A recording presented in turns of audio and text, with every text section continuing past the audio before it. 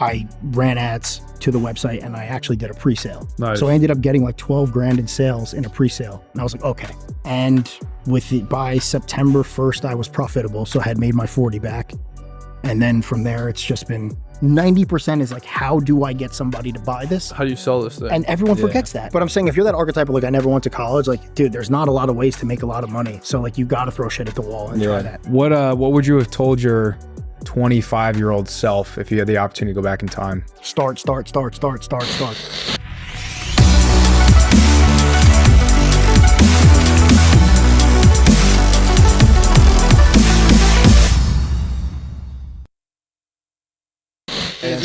Got it.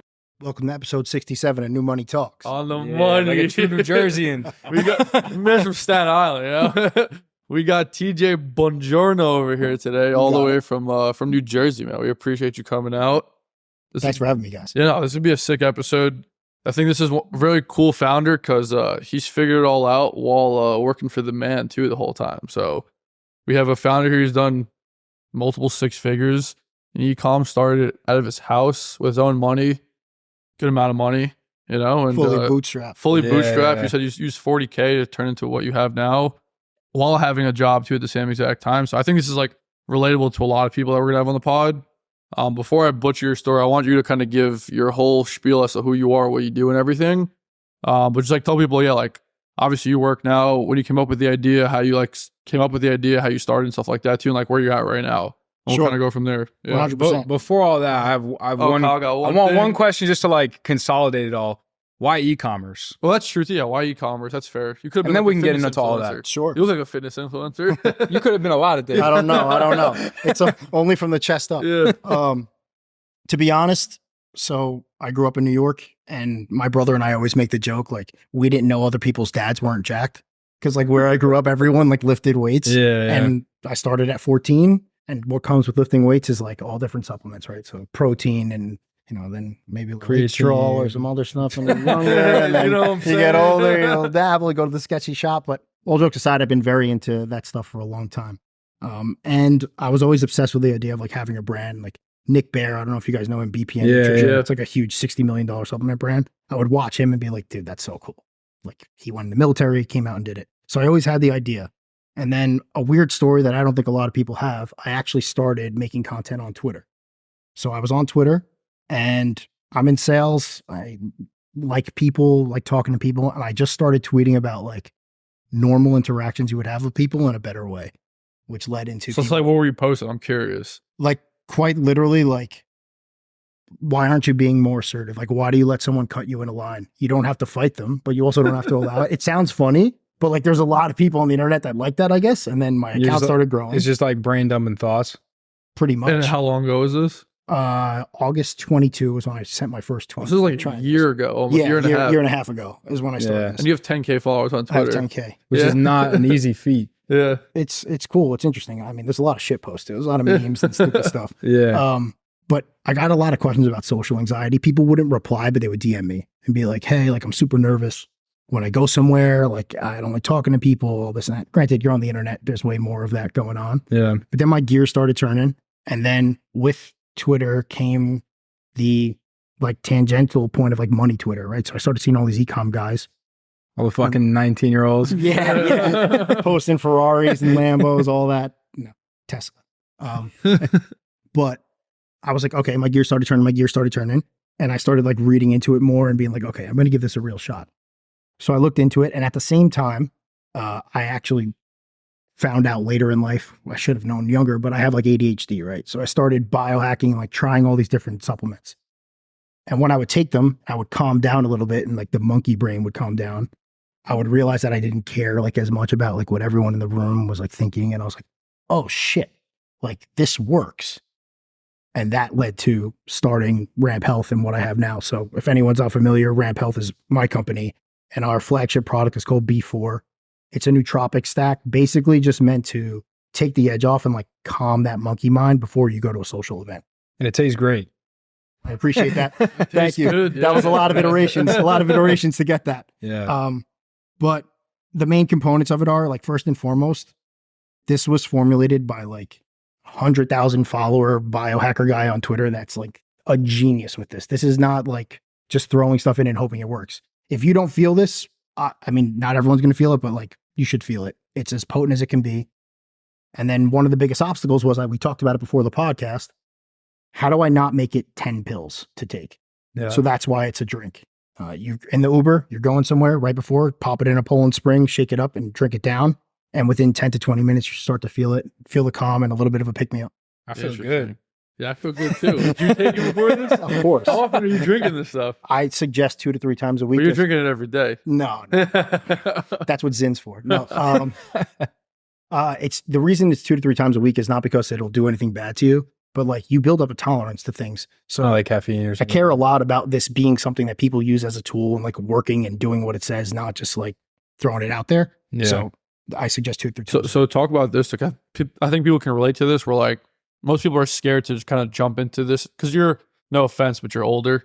None taken. Yeah. which is hilarious because you're like a baby in the business world. In the business world, yeah. Comparatively. But like relative to like e-commerce, everyone watches probably like in their early 20s, maybe like almost 30 type of thing. And you were like 32 with a kid, wife, the whole nine, full-time job. And you're like, fuck it, I want to start this thing, right? So how'd you think, like, what was that process like? So you even said like your wife was like, what the fuck are you doing? 100%. Yeah. So that's like, I think the biggest hurdle for a lot of people, or the biggest advantage is these young kids that you were talking about, because you don't have what I have. Like, I can't not pay my mortgage. I can't not feed my kid. So like, I have to think about this in a really smart way.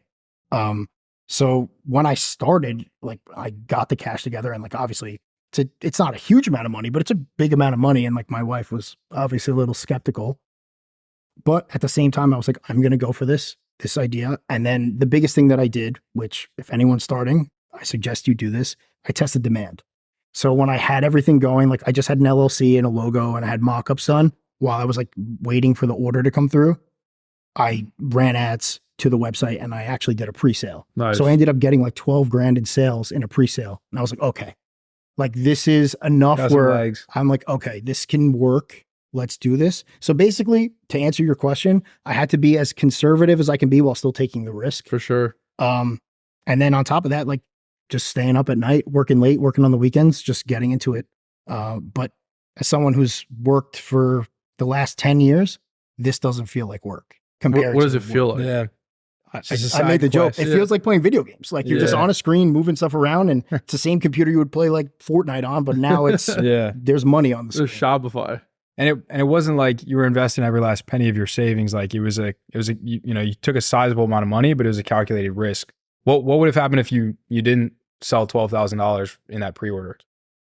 To be honest, like you try not to get emotional about it. I probably would have still tried to push forward, which is dumb. Don't do that. But it's easy to say now because I did do that and then like got it to 6 figures in 6 months and whatnot. But one last point I wanted to make on what you just asked me before. I think so many people get caught in the trap. Like if you're listening to this right now and like you're in the 9-to-5 golden handcuffs, you got a good job, your parents expect it of you, like you can still do this on the side.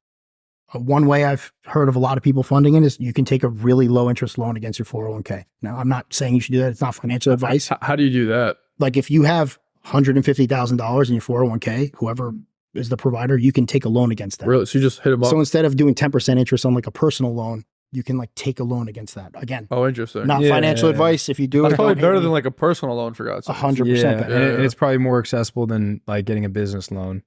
And if you're going to do it too, like, or if you're going to hit up like your rich uncle or whatever, like have something to show. Don't just be like, I got this idea. Like get everything ready to go. And then when you need the money, go to it. But with supplements, for example, when you put in an order at a manufacturer, it takes 8, 12, 16 weeks to get your product. Yeah. You don't have to give them the 40 grand up front. You give them 10 and then you can test demand and then you can do whatever and you can get some sales in and then you can pay some more. And then like the rest was due upon receipt. And if they don't do that, negotiate with them. But like, I just did it in a way that was smart, as conservative, but also like. Also, some people have done like 0 APR, like 12-month like credit cards, stuff like that. You can do that. Any form of inventory financing. Yeah. But it's like stupid if you don't have a path to pay it back. 100%. 100%. Like that's the biggest risk of all this. Like, and the way that I went about it, like I shipped my first orders July 21st. I remember because I was in Italy at a friend's wedding and my wife was screaming at me because my phone, I was just refreshing like every second, like to see that things got delivered and sent out from the warehouse. And with it, by September 1st, I was profitable. So I had made my 40 back. And then from there, it's just been up and going. How'd you generate those first, you said 12K in sales? I ran ads. So like Facebook ads. Facebook ads. And then were they profitable? No. Oh, so you were losing money on it was like breaking even. Okay. But also at the same time, like I didn't really have any inventory yet. So it was just like getting money in because I didn't have any of the cost up front yet of like right. Then it's just a cash flow fulfillment. I didn't have any of that cost. How'd you know how to run ads too? I worked in ad tech. So like I have like a little bit of an advertising background.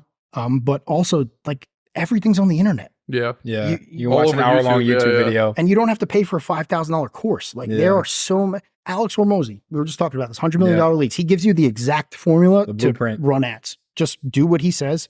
As far as creative goes, Kyle, no. But like you got YouTube University. Yeah, but also like I was on TikTok yesterday. I was looking at like top supplement CTR.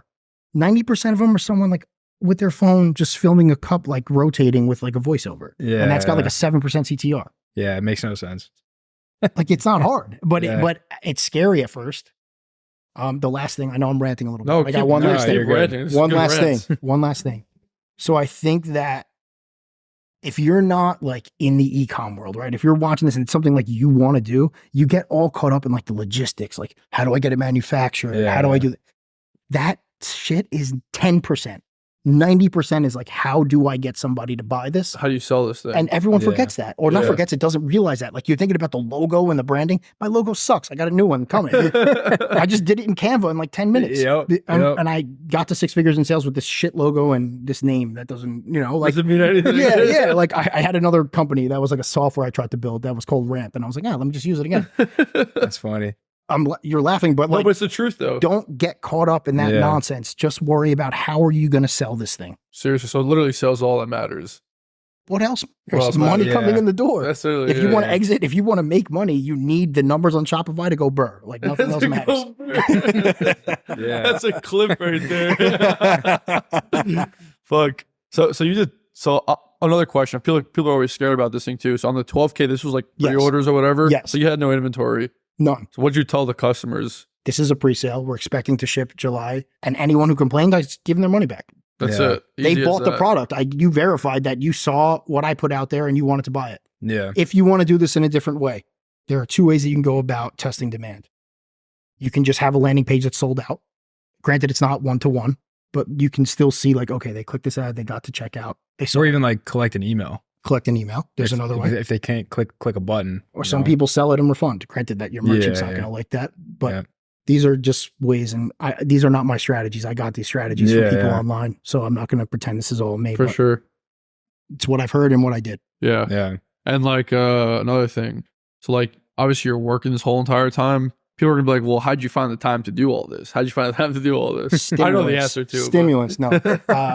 All jokes aside, it's just that you have that dead. And also, how much time did you actually spend on this? So like, that's hard to quantify every waking second. No, for sure. But perfect example, like my wife goes to sleep at 9 o'clock every night. So I would stay up from 9 to 12 and I would work on that. Right. And that's what I would do. And then on the weekends and whatever. And the other thing is, I think everyone's obsessed with like, dude, I need to hit 8 million in 3 months. Like, I filed my LLC December 2022. Right. Like it takes time, but I'm not rushing it. I want to scale at a level that is going to allow me to do this smart and also have an idea of like, if I just do decide to go at this full time, I'm not going to be someone who's looking for a job in 3 months. Yeah. That's true too. Like I said, I have a wife and kids. This is not something that I can just be like moving back with mom. Yeah. Yeah. Yeah. It has to make sense. That's nuts. Cause I feel like a lot of people are in that boat where like, they're like, oh, I have a cushy job at like Amazon or whatever. And I'm like an engineer at Amazon. And I don't know, ecom would be great. But like also, if I'm making 150K a year, 200K a year, like how am I going to make that with ecom? Well, your solution is like, you don't have to, it's not one or the other. You could do both at the same exact time. And there's enough time to do both at the same exact time. There's a really big crypto Twitter account called Bowtied Bull. Okay. They have like 160K followers, but they also talk a lot about e-commerce. I learned a lot of what I did from them. They have like a very set formula. They're like, if you make profit in your pocket 2 times what you make at your job, then you should quit your job. and not Interesting. before then. Fair. Again, this is not my rule, but it's something I have that and a couple of cash metrics in my head that I want to be at to feel comfortable. But that's kind of where I'm at in my head. Most definitely. And then I think you're also talking about like the whole like formulation, putting this all together and everything, because you're not a scientist, obviously. No, I'm not. Not even close. You look No, like one. sir. You look like a scientist. Give me the lab coat. Give me the lab coat. You and look some like Gary glasses. Brecka with no hair, you know? Kirkland brand Joe Rogan. How the hell do you come up with this formula? Like, how do you know, like, if it's like the efficacy of it and all this type of stuff too? Like walk us through that whole process. Really good too. question. Yeah. So I am an enthusiast. I'm not a scientist, but I watch podcasts and I read books and studies and stuff like that. So I was dabbling. For example, the original formula for B4 that's out right now for purchase has ashwagandha, agmatine, Sabroxy, Aerogerensis, and a few others, and it's 7 ingredients total. L-theanine and Sabroxy, they work pretty synergistically. So Sabroxy, the active ingredient is aroxylin A. It works on the same part of the brain as Adderall, and that's for the focus aspect. But it doesn't have, Adderall has like meth in it, so it doesn't have, this is like a naturally occurring plant extract. L-theanine smooths it out. It smooths out most caffeine. I think on the last episode with Champ, he was talking about it too. He takes it with his herba mate, right? About L-theanine. It smooths out stimulants. It has like a really synergistic. Yeah, I see that in a lot of supplements that have caffeine in it. They call it like meditation in a bottle. Like it just smooths things out. So I was just taking Sabroxy and L-theanine because I didn't want to take Adderall, but I wanted to focus. I took it and it started feeling good. And I'm like, oh, I think there's something here. I talked about it a little bit at the beginning, but from there, I was like, I need someone smarter than me. So there's a guy on Twitter, it's called like Bowtied Biohacker. He's got like 70,000 followers, but this guy puts out like theses, like his breakdowns of things with studies linked and like whatever. Yeah. And I'm like, okay, this is my guy. Befriended him. We started just chatting it up. And then eventually I had the idea and I was like, hey man, so I had a consult call with him. I'm like, this is what I want to do. He gave me the formula, all the science behind it. If you go on my website, something I don't think you'll see on any other supplements website, I have all the ingredients on the website, ramphealth.co. Each pill that's like on the website, if you click it, it has a full breakdown by a neurobiochemist of what it does and then links to studies for what it does. I care a lot about this shit working. Yeah. But I had that guy formulate it and then I tested it obviously on myself, and I went both ways with testing. I wanted to test it on like super biohackery people, but I also wanted like super normal people to tell me if they felt something. Something about supplements is like people have like very different awarenesses of their body. There's some people. Dude, right now, I don't know if I'm feeling it or I'm feeling the Zen. Yeah, a little bit of both. Yeah, you have to take a Zim when you before to mix them. Nicotine's actually pretty good for you. Huberman went on that, but it's very addicting. But I think that answers the question, right? It's basically like I went to somebody much smarter than me that knows a lot about this. I wanted to make sure that this was like the most efficacious, most potent nootropic stack possible. And did you get a whole bunch of samples and everything too? Yeah, of Before course. you like made a PO? Of course. I mean, for me, the biggest thing was flavor. I chose to put it in a powder to make it easier to consume. It can't taste like ass. Yeah. And that's most powders do taste like ass. Funny enough. Like, so my first TikTok ad campaign, I get a good ad. I get a UGC, some girl that I know that makes content. She's, the ad gets a lot of clicks and get a lot of people buying. And like, I did a decent amount of sales. Like, I think it was like a 1.5 times ROAS for my first campaign. I'm like, okay, that's not bad on TikTok. A lot of people liked it, but like someone from the Midwest, some like big mom that, never taken a supplement before in their life was like, it tastes terrible. 1-star review. But like, first off, I don't think it tastes terrible. Second of all, that flavor is so specific to people. It's a hard thing to overcome. So that's why with the formula that you guys just drank, the V2 formula, I focused a lot on that while still getting the effects. And I upped the L-theanine too to try and smooth it out a little bit. But that was really important. Yeah. How do you do that without like artificial sweetening or something like that? It's only stevia. Stevia. So there's stevia, like stevia not leaf sugar. extracts. Yeah. Well, like pretty much, I feel like everyone says no sugar, but they just fucking put stevia. It's fucking sugar, for God's sakes. Yeah, but it's like more natural. Granted, there are some studies that say like negative things about stevia, but like you gotta make a compromise somewhere. Right? Yeah. Sure. There's not aspartame. There's not like a whole bunch of other stuff in it. I went as lean as possible without you tasting these raw powders that taste terrible on their own. Yeah. 100%. And then how many flavors do you have? Right now I have 3 available, but there will be 6 in the next month to 2 months. Did you how'd you pick those 3 to start off with? I'm curious. literally just like looked at other products and was like, what flavors do they have? Apple, orange, watermelon sounds See, good. I love this shit though, because like you're just like, this is not that rocket science. Oh, It's dude, simple. even Yeah. pricing. Yeah. How did I price my product? I looked at the others, I looked at my cost, and I was like, okay, I'm not alpha brain. Let's go a little bit lower. Yeah. Yeah. And also, like at the same time, when you make something, to be fair, I'm not pretending like I'm just a scum. Like when you make something this potent and has these kind of ingredients, it costs a lot of money. Yeah. To like my supplement costs probably 10 times at like value wholesale compared to like what most supplements cost Wow. because of what I put in it. For sure. Yeah. Because like, you have probably like very good ingredients and everything too, like the whole nine. A lot of them are just like sugar bombs, right? Like we're talking about the one with the pea over there they have in the closet over there. Prime. So, yeah, Prime, Yeah. whatever. It's just straight There's sugar. Prime, Drip Drop, Liquid IV. Yeah, and then Prime did what, like $300 million in that Well, first 'cause year. it goes back to what you said though. Really, all that matters is just fucking Marketing. sales. It's just marketing Yeah. and sales. You know? I just learned something about Prime. Do you know that KSI and Logan Paul are not the only founders? No, there's other two guys that like no one knows Yeah. about. So like KSI and Logan Paul, I think own only 40% of it, and these other two guys own 60% of it. Alani knew. Yeah. They're Yeah, big time. Alani too. Yeah, They're the same guys. same guys. They're big time. I think they sold for like $3 billion, Some something stupid- crazy yeah, like yeah, that. yeah, You can yeah. get Alani New in Costco. Yeah. It's there. And I don't know if it was on your podcast or someone else. They were talking about Celsius too, is another one that like exploded and did the thing. I don't think that there's as much of a niche market to $3 billion for what I have, but Yeah, for see. sure. there's one thing that I wanted to talk about actually that I heard on a podcast recently, and I'm actually implementing this. And it's specific to if you have a flavored product. This is really interesting. So if you think about the psychology of it, right? Like my products right now, the first three are called apple, watermelon, and orange. When I give you something that's called orange, you expect orange when you taste it. Yeah. But if like, Ghost, the supplement company, Yeah. I've they heard call that. it like, or Bang energy drinks, they call it like rainbow farts or whatever they call their stuff. Yeah. Okay. You don't know what that tastes like, right? So if you name your product, like instead of orange, you call it like tangy, whatever, then there's not the preconceived notion like this is supposed to taste like orange. So you drink it and you have more of like a whatever it tastes like you appreciate. So I'm Interesting. actually implementing that. It's not like preconceived thoughts. Yeah, of no what's preconceived with it. notion. Yeah, Exactly. yeah, yeah. There's a couple companies that I think Prime even came out with like a mystery drink or something like that. But you'd say that's probably like on the extreme of what you're talking about, because that's like you have zero expectations going into it, where you're just saying like glacier cherry or something. I don't know. Like, But it's still the same concept, right? Kind yeah, of like yeah. like you're taking it, basically you're just getting rid of the preconceived notion just to make sure like, okay, if someone's going to drink this, they're just going to take it face value and not be like, I'm expecting a watermelon here. Yeah. That's funny. I wonder if there's a way that you can make it seem as though like you could allude to the fact that like, oh, this might not taste that amazing because it has all these powerful ingredients. We didn't want to compromise on like the quality or the effects, so that when they do take it, they have lower expectations and then they think that it tastes way better than it does.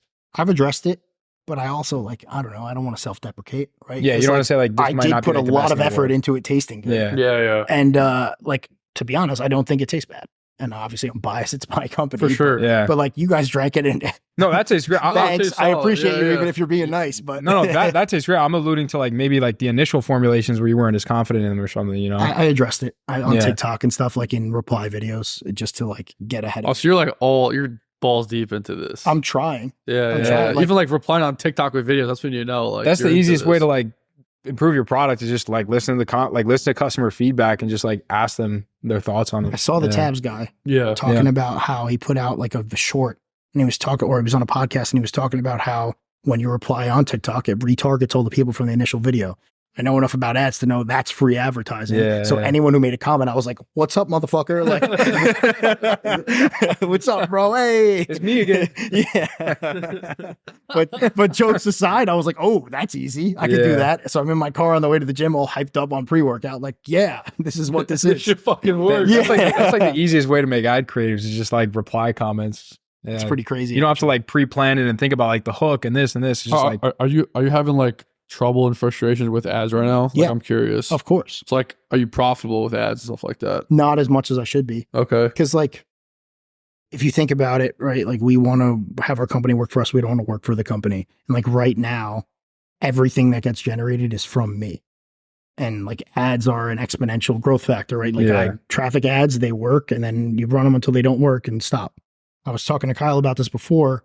Creative is tough though. Like I tried the Tabs method. I tried to hire creators. I've made some ads myself. But getting quality and getting someone that's like decent on camera, a lot of people figure this out. So I'm not framing this as an expert point of view. This is my beginner point of view, but it's been the biggest hurdle for me. For sure. Yeah. No, because I always feel like newer brands, like younger brands, if they don't crack that Facebook, TikTok code, it's just like it's an uphill. What else battle. are you gonna do? That's what I'm saying. Yeah, it's literally an uphill battle. Because like I see other brands, they're like, oh, I couldn't figure it out, but like let me try like retail now.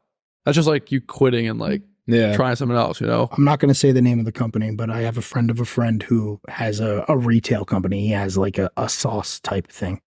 And I was talking to him. He just got in Walmart and he's in like a lot of big stores. He's like, bro, it's terrible.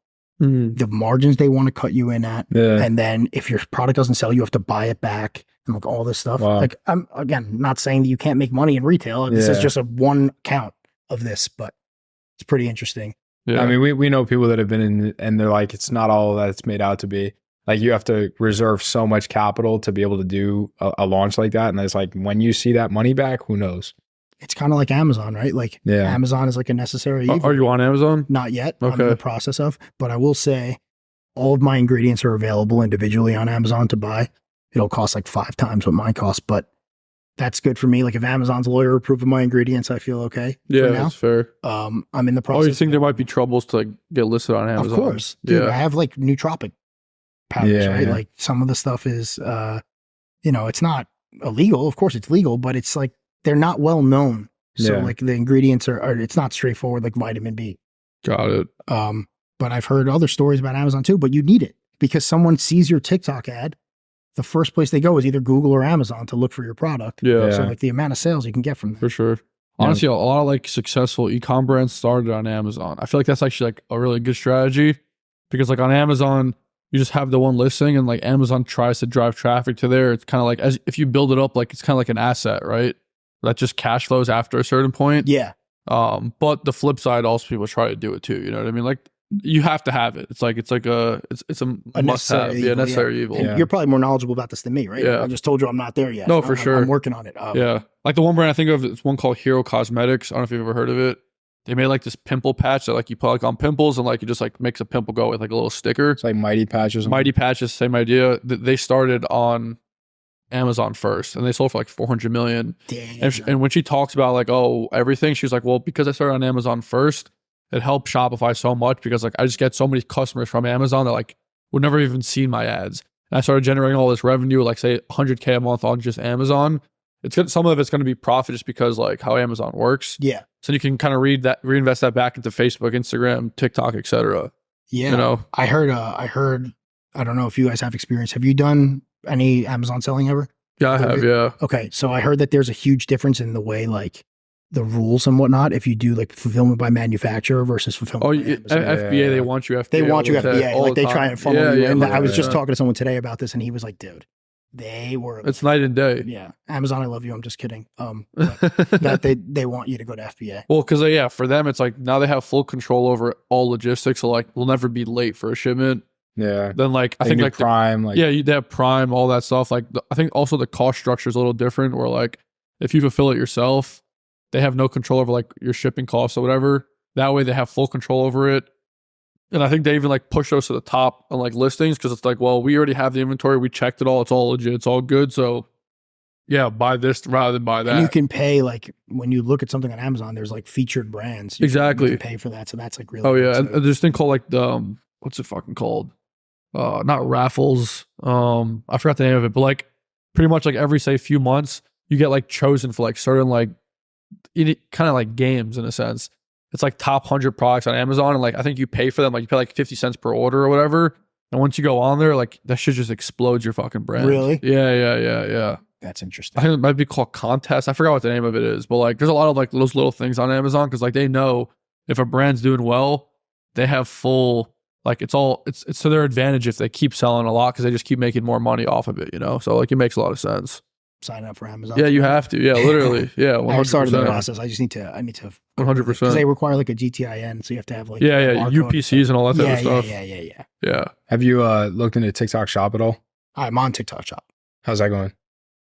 I mean, it's brilliant move by them. Yeah, like 2 clicks, you can consume media and then shop like no conversion worries, no literally pages, no anything.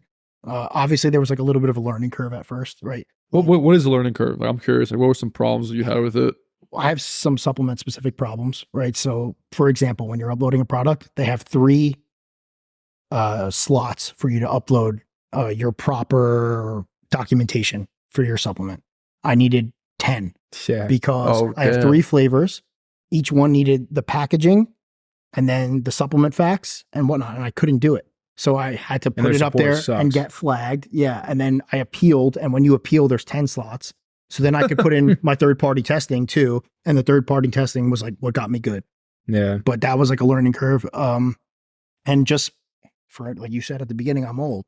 TikTok was like a new thing for me, right? Like I grew up with Instagram and Twitter and everything, but TikTok was like newer. So just learning how to create content. And even then, like I could definitely do more. And I'm working on that. I have someone like it's a big volume game. Oh yeah, I feel like there's like feeding orders right now through TikTok shops. You have to be on there. Yeah. It's crazy. Yeah. I mean, I was talking about my toothpaste friend. They're crushing it on Amazon. On TikTok. Crushing it. And what's like the main demographic of who buys the product? It's very different in different social medias, right? Like Twitter. When I first started my company and I was just doing Twitter, I was like, oh, only dudes buy this. It was like 97% dudes. Then I went to TikTok and it was the exact opposite. Damn. It's all females. Yeah. There's some statistics right now. I think like 80% of buying decisions are made by women. And again, nothing negative there. Just makes sense. Cold hard facts. Yeah. Right? Like you want to sell the men, you sell a status symbol. You sell a watch, you sell a Ferrari, you sell something to make your peach bigger. Like everything else is not really to make your peach bigger. have you tried running ads behind like basically running TikTok ads but to the shop checkout feature? Like a lot of people don't know that you can even do that. Like the link click to go to the checkout. Yeah. That's what I have running. Actually, I have one running right now. Yeah, it's like you can integrate that at the ad level. We found that it like performed better, but obviously now that like TikTok's changing their fee structure, so I think it's up to like 7 or 8%. Really? That they take as like a commission on the shop. And so like, as long as if your ads are marginally better, then that 8% could be insignificant, but it could be a lot to someone who's like getting the same results as a non-TikTok shop ad, but they're trying to undercut you on the fees. Yeah. I'm dabbling with that right now. Yeah. It's also really interesting. They have all these crazy sales that don't even affect your bottom line. Yeah, they subsidize it. My product is $69.99, right? And I put sales on TikTok because it seems like TikTok has a lower ceiling for how much people can afford. So like younger people and whatnot. And then I'll see someone got my product for $37, and I'm like, what? But I still got paid out $60. Yeah, they subsidize it as a like a promotional tactic for the shop. That's nuts. It's pretty crazy. Because I would see it, I'd be like, wait, what? And then you still get your payout. Well, they're gonna probably stop doing that in a couple of months, just because it's like they want to get everybody in, and then once everybody's in, they've got a taste of it. Maybe they'll like slowly, like make the discount smaller and smaller until everybody just stays and there's not as many discounts. It's smart. It's really smart. Yeah. So you're pretty deep in this whole biohacking world. I definitely You're saying you inject yourself with shit once in a while. Hold on. I'm joking. I am prescribed testosterone for the last 4 years, but that was like a whole other journey that started like this whole thing, right? Like I lifted my whole life. I had good genetics. So like even with low T, I like was fine. But in like 2019-ish, I like gained some weight. My hair was falling out. I was like low mood. And then like, once you stop thinking about like sex a little bit, I was like, okay, something's wrong. There's a problem. Yeah. And I got my testosterone checked and I was at like 190 total at 20 years old. I was like, what? What's it supposed to be? Tell him the range because he doesn't know. So like if you're like, you guys should be like 800-ish. Really? Right? Like, I mean, 600 to 800 is like. What's the range? 0 to 1,000? Well, if you go on if you take a doctor's blood test, it says 300 to 900 on the blood test results. And a doctor, if you're 301, they're gonna be like, you're fine. I have a blood test. It's crazy. I'm curious what the fuck we can look at it after this if you want. Yeah. But like they'll be like, you're fine. But 300 for a 25-year-old guy is like way terrible. Interesting. Way low. And I was at 200 and I was 28. And I was like, okay, something's wrong. So I tried some natural stuff and I did get like a little boost. But then I just made the decision. I was already losing my hair. So I was like, all right, if that's the only real thing I got to worry about, let's get on it. And like, I can show you guys after this, like a before and after picture. I'm like a different person. Yeah. Everything got better from there. And then another concern I'm not a doctor, but another concern people have is fertility. I had a kid 2 months ago. So like you can come off and you can cycle, and like there's things to take to boost fertility, like HCG and HMG and whatnot. And you can get back on. But the main takeaway is like every guy specifically, you should get your hormones checked. Like our environment is really bad for hormones. We got our phones in our pocket right next to everything down there. Yeah. And like we put our laptops on our lap. We're drinking all this stuff, like doing whatever. Like it's a very bad environment for hormones. Check it out and like definitely fix it if you can. So you weren't like, were you hesitant doing all this shit? Yeah, it took me like 2 years to decide to actually do it because like I have to be on it for the rest of my life. Yeah. Oh, you do? You can't get off of it, right? I can get off and I can try. There's like clomiphene and like other things, but like if I want to be at where I'm at now, I need to stay on. Yeah, because it kind of like it like stops telling your body that it needs to produce its own testosterone. Did you look into like peptides at all? Yeah. So fun fact, I tore my ACL in April. Okay. And I had ACL surgery in August, long time ago, but I injected BPC into the knee. 6 weeks, I go back to my surgeon. He goes, "What the hell did you do?" I was like, "The internet told me. I don't know when it worked." That's what Mark was talking about. Yeah, like, he takes peptides. Like I'm not even 6 months in. I'm playing pickleball. I'm golfing again. Like it's crazy. which is like unheard of. Yeah. And like now Was your doc like, what the fuck? He literally was like, "You're good."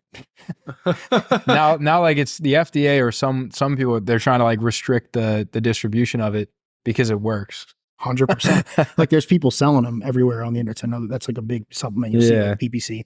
First off, there's oral and there's injections. The oral is good, but it doesn't help, from my knowledge, my limited knowledge, with the healing as much. It's more for like gut and like the other positives. Yeah. If you want to like heal an injury with BPC, you need to inject it on the joint line where the injury is. Mhm. And like the recommended So dosage. you literally were just like, spot.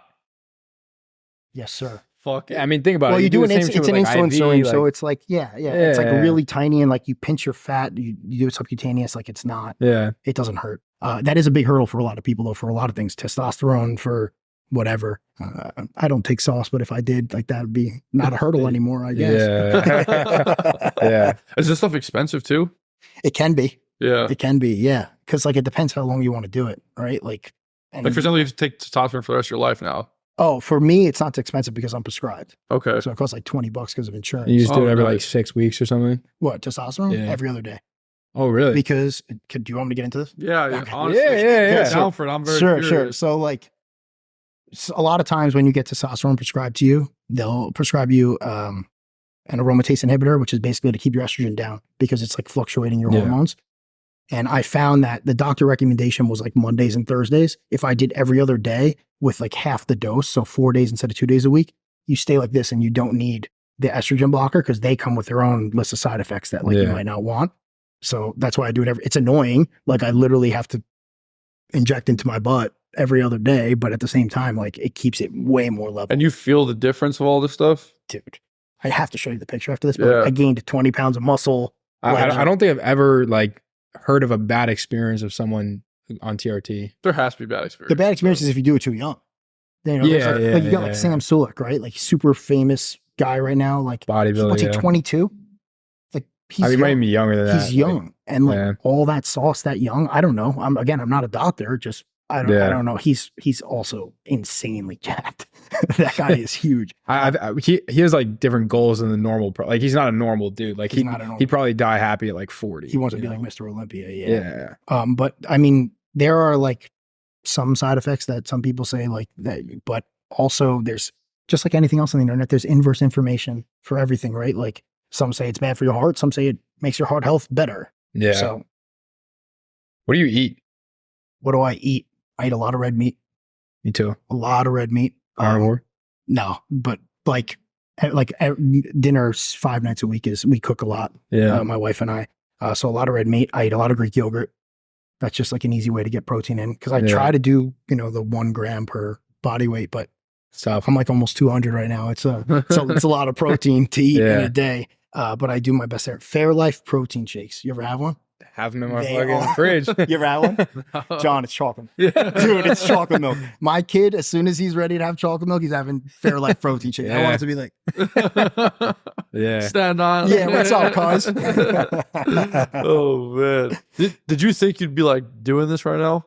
Like say when you were like 22 years old, do you think you'd be like having a company going almost to 7 figures now, like on that trajectory and having a job and like doing well and everything, or like I was a entrepreneur, so I always had like the desire. What'd you call it? Entrepreneur. Like I wanted to be. I read all the books. I had the itch forever. Actually, fun fact: I was 21.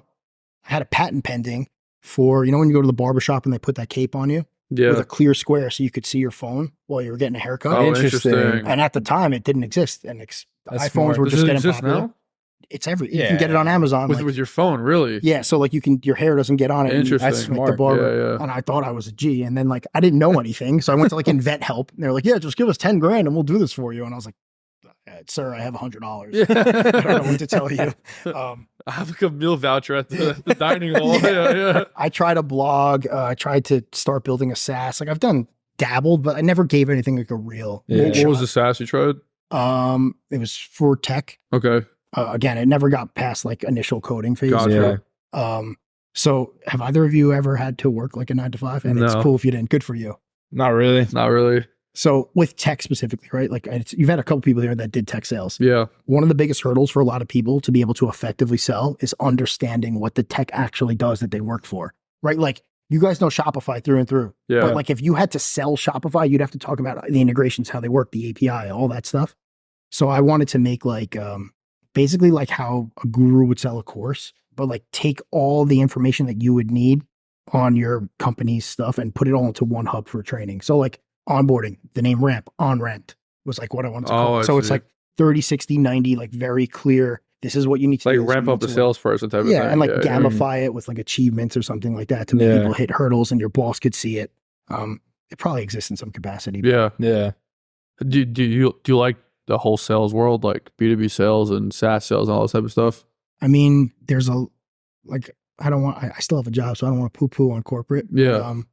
I'm a very ADHD person. I feel like for the ADHD person, sales is a good job, though. It is, but it's also like, for a long time, I thought something was wrong with me because I like hated working, right? I was like, I hate listening to people, like, you know, I hate doing these tasks that I don't want to do. And then I was like, oh, like I'm just not meant for this. That kind of was also part of the decision for starting this, because I was like, oh, I'm just not meant to do it this way. I can do it this way. And that's kind of how this started too. Yeah. No, because like most sales guys are pretty successful in their own right. You know what I mean? There's really no other way to make that much money. Working at a job. Yeah. Like some sales guys make more than the CEO type of thing. Dude, my company that I'm at now, and not this one, the one before, there was a sales guy who W-2'd, like working for someone else, like $1.3 million. Jeez. He closed like a huge Fortune 100 company. It brought in that much revenue. Yeah. But they changed the comp structure right and after that. Yeah. He's like, where's my fucking check? Yeah, for that year, like he bought a boat or some shit, you know? Yeah. That's crazy. I saw a story on LinkedIn where there's a sales guy who was about to close like a massive deal, like 8-figure deal. And like the day or two before they were closing the deal, they fired him. Because they were like, they didn't want to pay him the comp at the end of it. So they fired him. They closed the deal. They didn't have to pay him. Kind of lawsuit there. Yeah, no, and it was like a whole thing on it and everything. But like, I'm sure that happens though. Where like, these companies don't want to pay out fucking $1.3 million to some random sales schmuck. You know what I mean? They don't want to pay you anything. Yeah, they don't pay you anything. There's someone whose job, a recruiter, right? The recruiter call that you have at the first interview. Yeah. Their whole job is how can we get him as cheap as possible or her as cheap as possible. Yeah. It's their whole job. Whole fucking job. Yeah. 100%. And they have all the golden handcuffs, like you were saying, to keep you there. Yeah. Again, that same company that I used to work at, golf simulator, lunch every day. They would bring like go-karts to the parking lot and like all that's to like disguise. Like, hey, you're working for me. Like you're getting this. But I don't want to poo-poo on people working. Like you got to do what you got to do. And not everyone's meant to be an entrepreneur. For sure. Right? Like this is stressful. Yeah. There's no I literally talk about this all the time because I'm alone in this. I got no one to call. Like something fucks up. I'm like, oh shit. And like, I start Googling away and like figuring it out. But like, there's no one you could just hit up and be like, hey boss, like how do I got like send an email to like your work email and just keep a thread back and forth. No, and it's different because like I said, you are older, you do have responsibilities and everything where like the 20-year-old doesn't give a shit about anything. You know what I mean?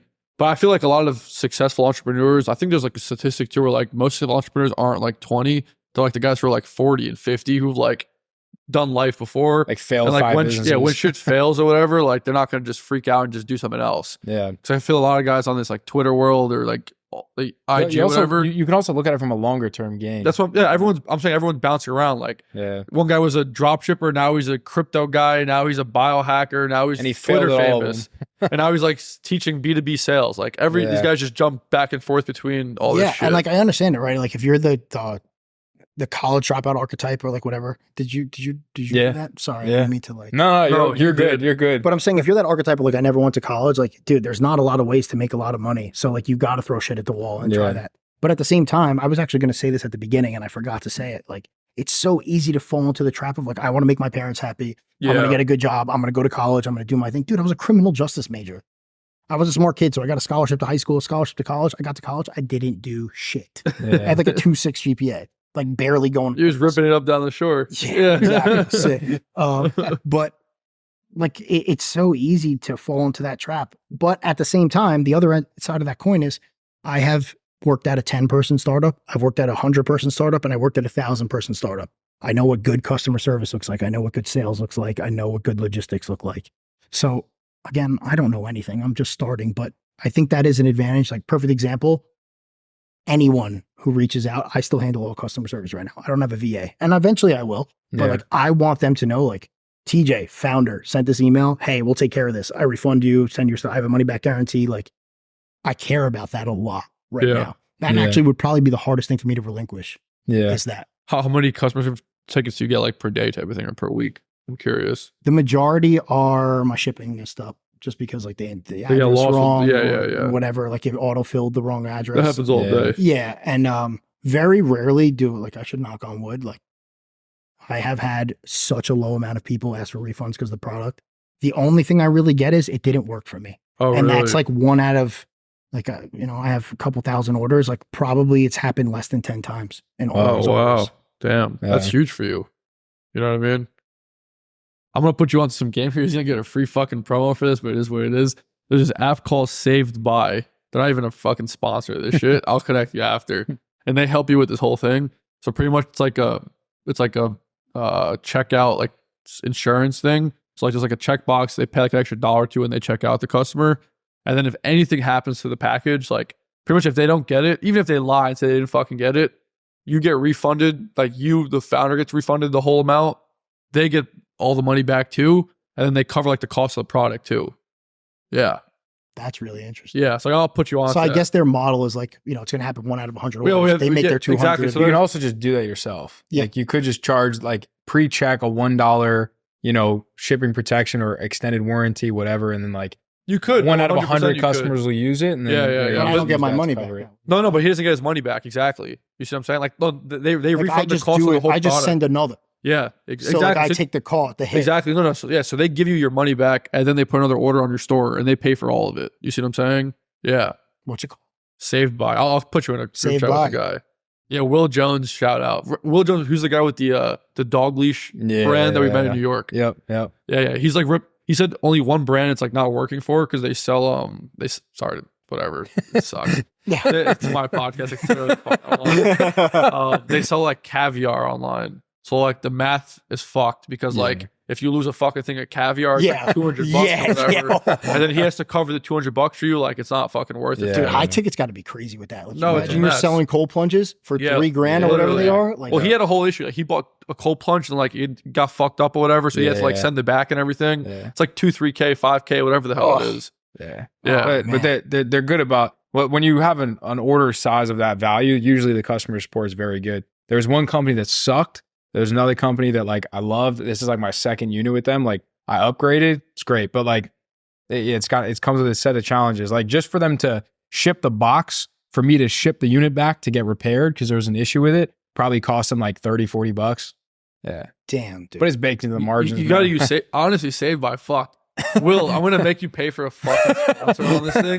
Like no, legit. It's like one of like because like also I'm in logistics, obviously, work with hundreds of brands, whatever, and like. The biggest thing in the space is that we're like, you ship it with the fucking post office and like they lost it. Like tracking never, like that happens to probably tracking. Oh yeah, like even my negative reviews that I'll get, like, it didn't come. Like dude, it was with the post office. I can't do anything about it. Like you yourself, you'll pack the order yourself, you'll put the label on yourself, you'll bring it to the post office yourself, And then the guy's like, yeah, the tracker never updated. You're like, dude, I literally brought that 3 days ago to myself to the post office. You know what I mean? Yeah. And then they're like, well, what happens now? Then you're fucked because you have to like either refund them or reship it. It's like a whole thing. I've seen a situation where 3 times in a row to the same person, the tracking didn't update 3 times. You understand that? Like how crazy that is? Yeah, it's so much money. But then but if you go to the UPS, it's like, no, we never received it. It's like, bro, I hand delivered it to you. You know what I mean? Yeah. Like, but it's just part of the game. But say by actually like, it's one of the solutions that I've actually, like, there's a few of them now that have popped up. I forgot their names or whatever. But like, I think like they don't give you all the money back. They just give you like maybe like partial or some shit like that. Whatever. It's whatever it better than is. nothing. Better than Yeah. nothing. Yeah. I also did fulfillment out the gate, by the way. I could see you doing it yourself. Yeah. I never. No. I'm saying I never touched it myself. Oh, you never did? No, I went straight to fulfillment I can feel like you would do it yourself. Dude, to Give be me honest, that vibe. I appreciate that. Thank you. But also, like, I got a lot going on. Like you have a job and a kid. Yeah, like, and it didn't cost that much. And I had to order 3,000 orders worth or whatever in my first batch of inventory. So I was like, what am I keeping this in my garage? Yeah. I didn't know about keeping it cool. Like not that I don't know what it requires. I'd be saying like, me in my house, like keeping it. Literally. So I have someone that did it right out of the gate. How's that experience been? We'll talk, John. Don't worry, bro. I told you I just have a personal connection to him. So we gotta like, Italian. Yeah. Come here, guy. Yeah. We're Mediterranean. I have another thing that I'm spinning up. I'm not gonna say what it is. What? Another brand that I'm kind of in the process. Oh, of really? Separately, yeah. Maybe we'll do that. Yeah, we'll do that for round 2. Yeah. 100%. I feel like that happens though. Like once you get one, you're like, oh shit, this is how this works. Like fuck, let me just do another one. All the mistakes too, and like, Yeah. I had like someone who gave me some of the money like up front, and like they're owed a piece of things too. Like he doesn't do anything other than money, but like, you know, there's different ways to like go about it, and I got other ideas. 100%. I got a question for you guys. Yeah. So you interview all these ecom people, right? Give me like your top 3 of like what's working, what's not working that you're seeing right now. I know it's a loaded question. Nothing's working. No. But like, give me like I know it's a loaded question, but like, what are you seeing? We have to say, I have What are my the answer. trends? Yeah. What's your answer? I got to think on that I know my answer. because I think like high AOV, like high average order value, and like subscriptions. Continuity. That pretty much does it for you in a sense. And like trying to really focus on being first purchase profitable if possible. If you can't do it, well, try to figure it out. Yeah.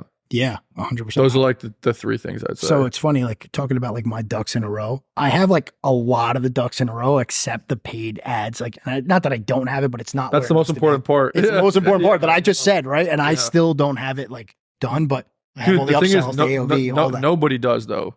That's the thing. Like, there's only very few brands that actually have that shit down pat. I'll give you an example. Like we had one, for example, Ash was on here. He runs ads for Avi, right? He even told us, and I had the same experience when I was running my brand a few years back. He had one creative and like one landing page and one offer that worked for like 2 years for them. And then one day it just stopped working, and then they had to like go figure out what to do. Same thing with me. We had a brand selling like beard grooming products, stuff like that. I had one ad, one creative working for fucking 18 months. And all I would do was just like change like the color of the text over and over and over again. And it was like my CPA would go from like 10 to 20 to 15. Like it was just like in that range over and over again. I was like, oh, well, I'm amazing. And then there was like a 3-month period. I remember like it was yesterday. It would slowly go up. And then I was like, shit, what do we do now? Yeah, I'm losing money. You know what I mean? Now you're losing money. And now you don't like, because now you have like, you have to buy more inventory, you have more subscribers, all this type of stuff, and you kind of fall into that whole game.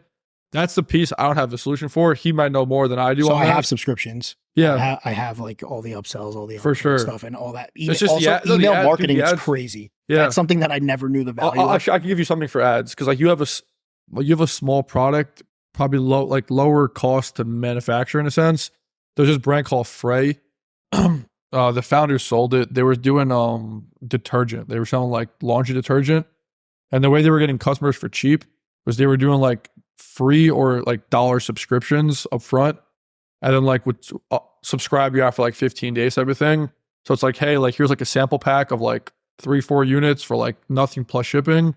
And then if you like it, we'll upgrade you to like subscription. The problem you fall into with that is like a lot of people don't even know they're subscribing, drop off. You fall into like processor issues and stuff like that. Payments. But it might be worth trying. Like even for example, you know the brand Create, like creatine gummies. Yeah. Like Dan tried it. Like Dan tried like super like low ticket up front. I think he stopped it, or he might still have it, but like that could lower your cost of acquisition. So I have a sample pack available for purchase, which is all the flavors. And then like now that was with 3, it's 2 of each. And then with the 6 flavors, it'll be 1 of each. Because like I do understand there's a barrier to entry too, right? My product requires education. It's more than just like, it's not a comb for your hair. Like a comb for your hair, you make a video like, hey, look how good this is. It gets all this extra hair out. Like you have to understand like how this is going to work and like what it's going to do for you and whatnot. So the sample pack is my way of attempting that. How much you charge for it? $29.99. Yeah. Just because, dude, there's logistical things around it, right? That everything costs money. But there is, you're smart in what you're saying to get it even. Well, lower. I'm saying like pretty much literally charge like $1 for it plus like, I don't know, $6 shipping, $7 shipping, whatever, $8 total.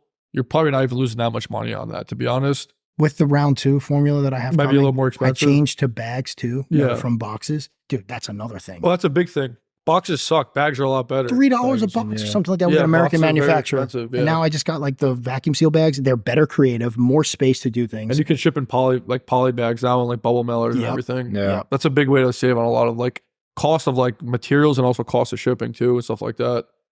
But I would try that like literally like it's like a 3-pack, say $1 plus a few whatever shipping, and then be like, you're going to get subscribed in like 2 weeks, whatever. Run it for like maybe like 100 customers and see what happens. Like you won't lose that much money off of it. And then you might actually start profiting after like 2 weeks. You know what I mean? Yeah, no, that's what I'm going for. I'm going for LTV. I want people to come back and buy it. So yeah, 100%. That's what you need to have. That's worth pursuing. Do you give customers the option of subscribing or just doing one time? Yeah. Which one's pre-check? Pre-check? I don't have subscribe pre-checked. I have. You should make subscribe pre-check. Yeah. Because a lot like it's kind of the thing where it's like just do it now and then like not even ask for forgiveness later, but just like have everyone opt into it and like let them cancel on their own terms. Because a lot of times like if someone will do one time just because they're like risk averse, they want to try it, whatever. But like if you only give them the option to do subscription, 80-90% of them will just take you up on that and you'll make way more than if you even give them the opportunity to do it one time. That's another good one is like, what's your main hero SKU? B4, but like it's a 20-pack. 20-pack for how much? $69.99. Okay, so like you have that as like your your first like option. Yeah, and the sample pack is like a little. So what you should do is like make 3 options. Make like a 1-pack, a 2-pack, a 3-pack. So like I have that like 20, 40, 60, but like auto select the 40. You see what I'm saying? Yeah. So that like then your average AOV could be like $100. You see what I'm saying? And what you can also do is like throughout the upsell process, a lot of people be like, all right, they already got the main product. Let me just like upsell them on a different product. But you can actually, there's one thing that we did with a brand that had 3 SKUs and we did an upgrade option. So instead of upselling them on a totally different product, we were just like, oh, you selected 2? Why don't you just upgrade to 3 and you'll get this big discount. And the take rate on that is like absurd. It's ridiculous. Like you just flash a little like small discount and then the take rate's crazy. I have that in the cart. Okay. So when they're going to check out, and then I also have the post-sale upsell too. So post purchase? Yeah, that's huge. Like 1-click upsell, like OCU. I don't know if you use that one. Yeah. Kyle always was big on like just 2 apps called Candy Cart and Candy Rack. I don't know if you've seen those before. Yeah. Like they're like, well, like say you add a product to like your cart, this thing just pops up right after you add it and be like, hey, add another one type of thing. It's like super clean and simple too. Clean and simple too. Yeah, like for example, like do you sell frother? No, but that is something I thought of. Easy. That's something I thought of. Yeah. $20 like a package. There. Like Mud Water, Everyday Doughs, like all these companies, anything that's powder form, they're just like, they just flash you with like, you get a free mug, get a free this, all the a free tumbler, gift. a shaker, like all that stuff I've thought. Well, like actually, Athletic Greens is a perfect example. If you look at like their go-to ad like landing page, it's like a massive, huge AOV subscription thing with like a whole bunch of like free things. Really? It's like like if you click any of their ads, it's like fucking like $150 is like their main thing. You get like the free shaker, free spoon, whatever crap there is around it, and it's a subscription at the same exact time, and it's like all clear as day. And that's like the only option because like think about it, if it's $150 on subscription, your LTV might be like $400. So then like you can spend out the ass to like get that customer, you know? Well, it'll be like their ad creative is so good. Sorry to cut you off, but their ad creative is so good. AG1. Yeah. I get their ads and I'm like, oh, that's like the green liquid. They spend money out the ass. Yeah.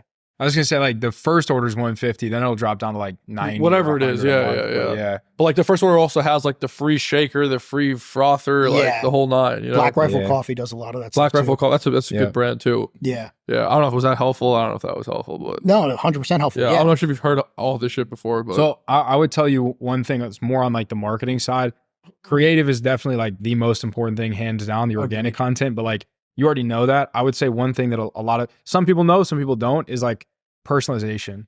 So like now, like Athletic Greens, all these big companies, like small businesses, small, you know, relatively speaking, anything less than like 10 million a year is small relative to like all the DC brands in the world.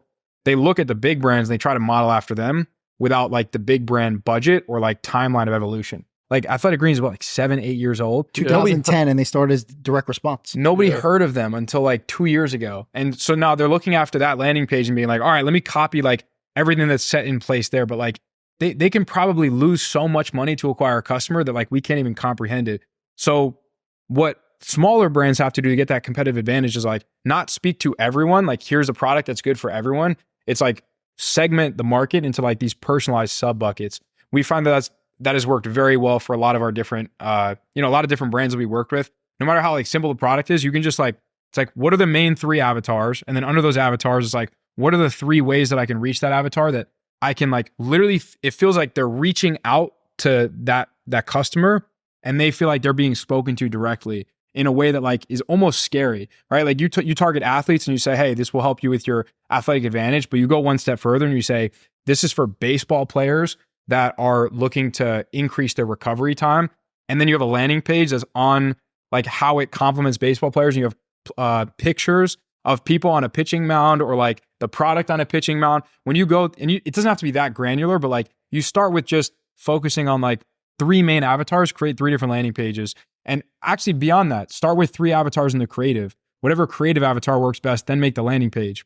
Then if the landing page works well, you fucking personalize the email flow sequence to that, like, hey, all-star, like you left something in your cart. Like that level of specificity, someone's going to buy over like, hey, you left something in your cart. Like this is going to help you with your athletic performance. And I think a lot of small brands neglect that because they see the big companies with this, the one size fits all creative, the one size fits all landing page, a list of like the 30 benefits instead of really getting specific on like one benefit.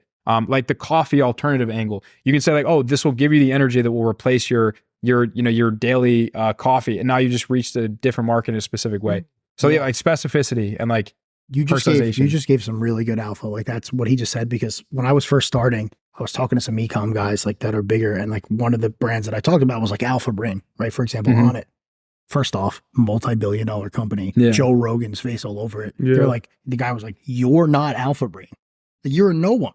You can't have the landing page like they have with like Joe Rogan working out's face on it. Yeah. Also, fun fact, I'm pretty sure that Alpha Brain affiliates 100% for your first like affiliate sale for them. Really? That's how much it can lose. Like if you sell Alpha Brain and it's $70, you get $70 as an affiliate. Yeah. It's nuts. Crazy. We should get him as an affiliate for this thing. Yeah. Hey.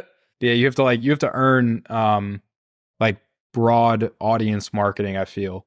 Once brands get to like that, I feel like once you get anything under like 200, 300K a month, that's where I feel like you do have to focus a lot more on the personalization. Once you get there and you like really have proof of concept on like the market and you narrow it down to those best avatars in maybe a one size fits all landing page, then you can get away with like just broad, like very broad creatives, very broad like Facebook targeting, TikTok targeting, just everything. And it's beautiful when that happens, but it's a lot of work. Like nobody sees the work that, going from 0 to 100K a month, 0 to 200K a month. Like they just see the brand when they're at, a couple $1 million a year. Exactly. Dude, Rolex started direct response. Like you can look at sales letters in the newspaper for Rolex back in the day. Like that was something I pushed against hard at first. I'm like, I don't want to be like this.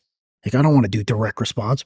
You have to. You can't just start out being a huge company. Like you have to do it. Granted, TikTok does open up a new door now. Yeah. Like you can go viral on TikTok and have a TikTok only product and make $1 million. Yeah. That's true.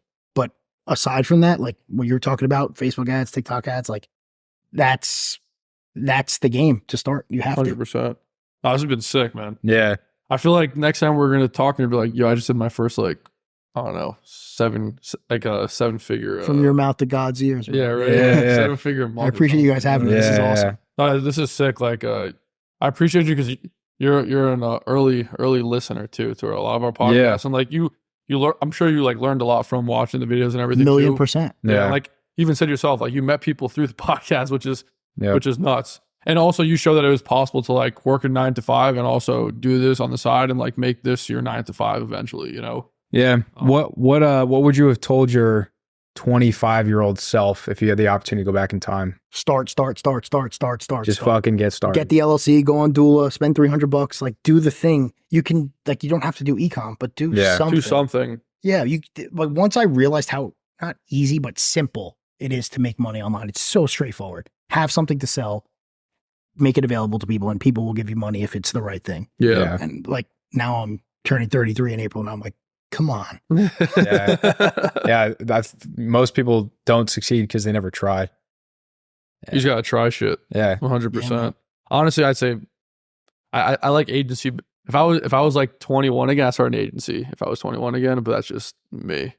I feel like e-commerce, consumer products is hard, to be honest. Oh, it's so hard. Yeah, you have you have less control as to like day to day. I feel like with an agency, like for example, Iman Gaji, I don't know if you like know who that is. Like he just pushes like start an agency, find 5 clients, charge them $2K each, and like you'll make $10K a month. Congratulations. But also it's harder to scale that. So you want to get to like $1 million a month, that's very hard to do. E-commerce is easier to do, but once you still have to crack that code of like Facebook. But you can and use TikTok. the agency to fund the You can exactly do that too. You can use one to fund the other. Yeah. So but like I think what you said is the biggest thing. You just gotta start and just try shit. Cause like literally if you don't start and like you just keep reading and watching videos, like you're not gonna get anywhere. You know what I mean? You just gotta fall forwards. Like the stuff that you're psyching yourself out about, like it's Just a Google try it. away. ChatGPT exists. Just ask it. Like anything you need, it's right there. 100%. Where can people find you too if you want them to find you? Or you don't want them to find you. No, it's cool. So like Ramp Health on TikTok and Twitter, and then my personal Twitter, it's like TJ Ramp Health, but the tag is actually at Thomas Salamis, at Tommy Salami. We'll put it in the show notes so you can spell it out. Yeah. Oh man, This is great, guys. I don't know who the sponsor, but shout out to the sponsors. I hope we have some. we appreciate you guys, and now we appreciate you coming out. But I think this was a good great. one. Thanks for having it was fun. I You really want to any last words, or you good to go? start. Start. Start. Just do it. fucking Ramp Health. Nike. Yeah. Yeah. Before. Anyway, man, catch you guys. And get on your the next hormones one. checked. Appreciate it. Later. See you in the next one.